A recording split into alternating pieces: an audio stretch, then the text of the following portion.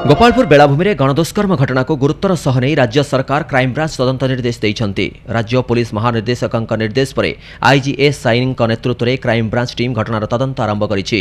बुधवार क्राइमब्रांच एक टीम गोपालपुर घटनास्थल को जाई तनाघना करथिले। एही घटना पूर्व ब्रह्मपुर पुलिस जिला गोपालपुर थाना पक्षरु समस्त 10 जन अभियुक्त गिरफ कर कोर्ट चालान कर प्रकाशयोग्य जून 15 तारिख संध्या समय उक्त छात्री तांको पुरुष बंधु सह समुद्रकूल निकट को बुली जाइतिबा बेले एही घटना घटितिबा नै गोपालपुर थाना अभियोग होइतला।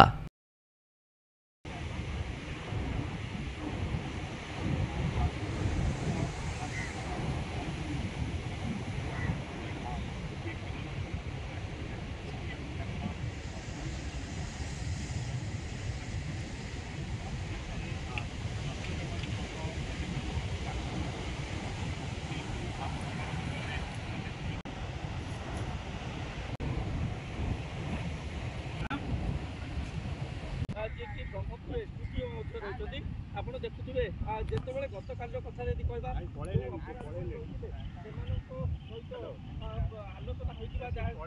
तदंत कर जमापड़ी परवर्त अवस्था जो घटनास्थल रही से घटनास्थल में आसी क्राइमब्रांच टीम आसी पहुंचे आ गोटे कथा रही देखो जो भाव 10 जन को गिरफ कर